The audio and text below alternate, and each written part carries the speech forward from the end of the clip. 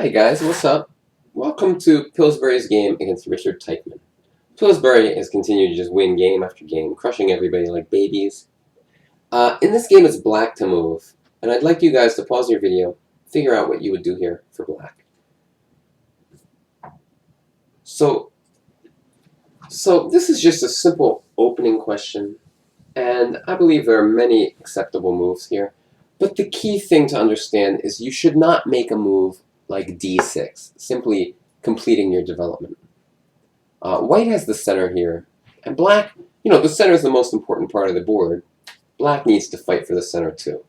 First possible move is d5, but I think even more accurate is what Pillsbury played, c6. Now when if bishop goes to c4, d5 comes with tempo, so we don't want to do that. He went to d3, and now after d5, black has total control of the center of the board, along with white. In fact, black has a threat now, too. Do you see what it is? It's c5, followed by d4. Therefore, after d5, e5 makes sense, but after knight d7, the only thing you could worry about is this move. You could certainly be scared of this move. The point is, though, it doesn't do anything. We can just move the knight, take, rook takes, and now we have a strong center. We have a nice open file for a rook. White can't really do anything to us. Black seems to have some small edge to me. I like black's position. It's not a big deal, but black is doing pretty well. Every now and then I'm going to ask relatively simple questions, but the key here is just you got to go for the center of the board. After c6, d5, Pillsbury did exactly that. White played knight to e2, and we're going to quickly look at what happened. This is bad news already. If the bishop moves off this diagonal, queen b6 will attack the king and the pawn. So obviously, white messed up. He could have just played knight takes e3 and had some advantage. He didn't do that. Now he takes it. And black just has the two bishops and is pretty happy here. Queen b4 is really annoying. It's a typical move. Attacking the b pawn. B pawn can't move because then we take his knight. So he goes for some attack on f7, but after queen f5, the attack kind of fizzles out.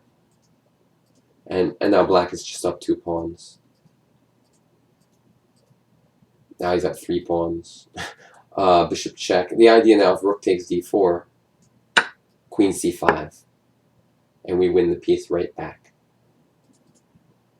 So in the game, king h2 was played, queen to a5, and because black is up 3 pawns for virtually nothing, Teichmann resigned. It all started, though, with the simple central break, and sometimes when you just play simple moves, your opponents can react to them very badly, like Teichmann did.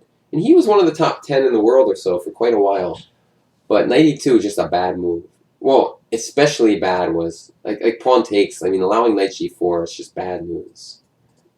He should have, much better would have been the line that I recommended, e6. At least white is certainly in the game after this, but knight e2 is just much better for black right away.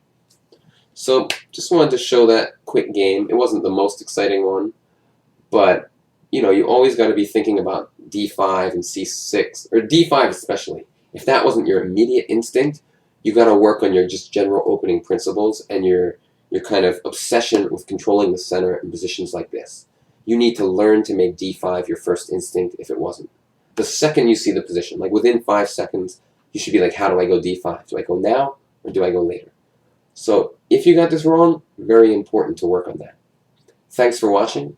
See you tomorrow. Bye-bye.